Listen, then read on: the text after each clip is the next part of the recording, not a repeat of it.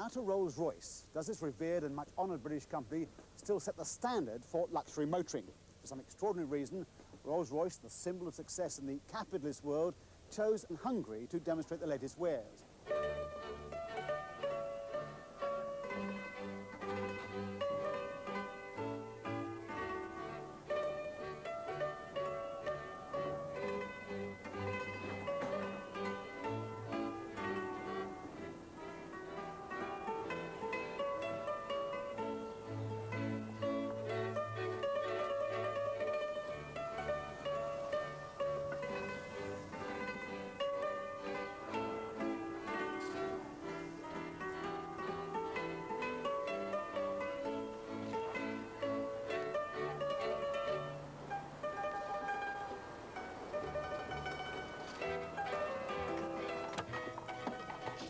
Thank you.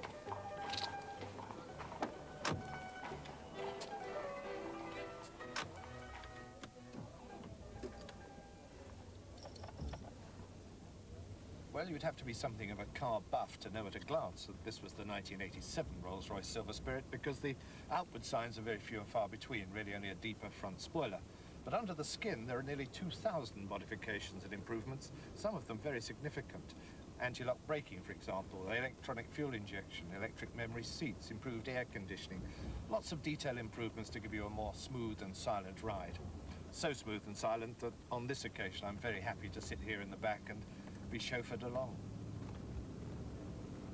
By replacing the carburetors with fuel injection, there's a dramatic improvement in response, power and economy. The answer from Rolls-Royce when you ask for the output is sufficient. But the power is up 20% and fuel consumption is certainly better. Inevitably, though, this heavily built machine is thirsty. You'd be lucky to do much more than 15 to the gallon in mixed motoring. But there are anti-lock brakes at last, a bigger alternator and a quieter starter motor. Well, it's all very well having these delusions of grandeur about only a chauffeured Rolls, but I've got some fast driving to do, so I'm off to the circuit in the Bentley Turbo R. Pushed hard around the Hungaroring, the newly built circuit which now stages the latest addition to the Grand Prix calendar, the Turbo R quickly reveals a character quite distinct from the Silver Spirit. It has a much more resilient suspension and a lot more urge. Yes, there is still some roll through the corners, but the car's remarkably agile for its size. And if it does start to break away in a fast bend, it is easily controllable.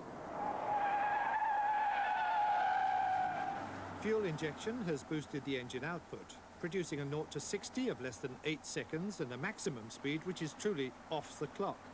The turbo speedo reads to 140 mph. In ideal conditions, the flat-out speed is a bit more than that.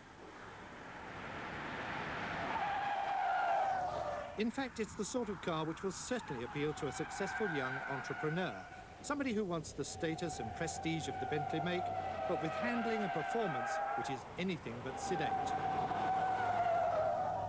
Of course, you have to remember that the sort of person who's going to pay nearly £80,000 for his super luxury high-performance saloon wants the very best of everything. So a lot of the detail improvements that have been made into this car bring it up to the standard that that sort of owner would like. The air conditioning's been improved, the seats are better shaped to hold you through the corners. They're now electrically controlled and you can put them into a memory so you can come back to your own position. The dash is better. Lots of little detail changes that go with all this walnut and leather that add up to the sumptuous quality that is Bentley. My overall judgment? I was impressed by the way the Bentley delivered its ample power and the tenacity of its handling at the limit. It is beautifully built and feels as though it'll last forever. But I can't help feeling that a big BMW or a Jaguar at a half or even a third of the Bentley's price has to be the more logical buy. Well, that's £150,000 worth of motor car I've sampled today. Quite a tiring experience. Time for home, I think. Page? Home, please.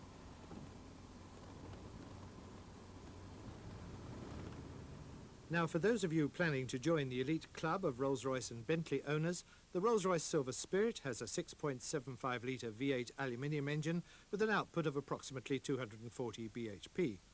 It accelerates from 0 to 60 in 9.6 seconds and has a top speed of 119 miles an hour. Average fuel consumption is about 14 to the gallon and the price £68,944. The Bentley Turbo R has the same 6.75 litre engine, turbocharged to produce approximately 330 bhp. It accelerates to 60 in 7.7 seconds and has a maximum of 135 miles an hour. The price, £79,397.